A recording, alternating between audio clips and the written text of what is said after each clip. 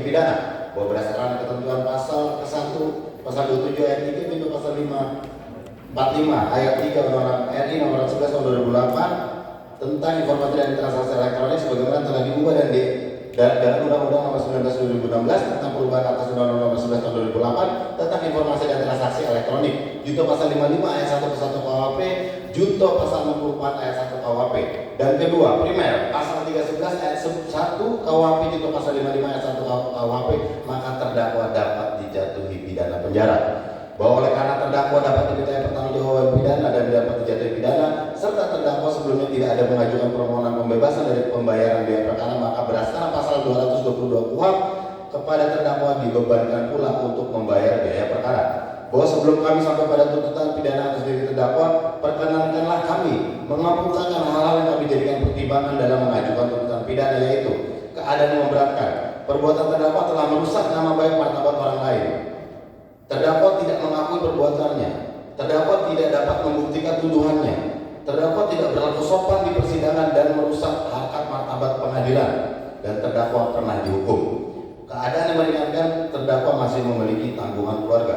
5 tuntutan. Berdasarkan uraian yang dimaksud, kami penuntut umum dalam perkara ini dengan memperhatikan ketentuan undang-undang yang bersangkutan untuk dan atas nama negara menuntut supaya Majelis Pengadilan Negeri Jakarta Utara yang memeriksa dan mengadili perkara ini memutuskan: 1. Menyatakan terdakwa Dr. Haji Rasman Arif Nasution SH, MA, PhD telah terbukti secara sah dan meyakinkan bersalah melakukan tindak pidana mereka melakukan dan menyuruh melakukan yang serta melakukan perbuatan dengan sengaja dan tanpa hak mendistribusikan dan atau mentransmisikan dan atau membuat dapat diaksesnya informasi elektronik dan atau dokumen elektronik yang memiliki muatan penghinaan dan atau pencemaran nama baik yang ada hubungannya sedemikian rupa sehingga harus dipandang sebagai satu perbuatan berlanjut, dan mereka yang melakukan yang menyuruh melakukan dan yang turut serta melakukan perbuatan jika yang melakukan kejahatan pencemaran atau pencemaran tertulis dibolehkan untuk membuktikan apa yang dituduhkan itu benar, tidak membuktikannya dan tuduhan dilakukan bertentangan dengan apa yang diketahuinya, bagaimana melanggar pasal ke-1 pasal 27 ayat 3 junto pasal 45 ayat 3 Undang-Undang nomor 11 tahun 2008 tentang informasi dan transaksi elektronik sebagaimana telah diubah dengan Undang-Undang nomor 19 tahun 2016 tentang perubahan atas Undang-Undang nomor 11 tahun 2008 tentang informasi dan transaksi elektronik, junto pasal 55 ayat 1 ke 1 KUHP, junto pasal 64 ayat 1 KUHP, dan kedua primer pasal 311 ayat 1 KUHP, junto pasal 55 ayat 1 ke 1 KUHP. 2. Menjatuhkan pidana oleh karena itu dengan pidana penjara selama 2 tahun dan denda sebesar 200 juta rupiah dengan ketentuan apabila denda tersebut tidak dibayar maka diganti dengan pidana kurungan selama 4 bulan.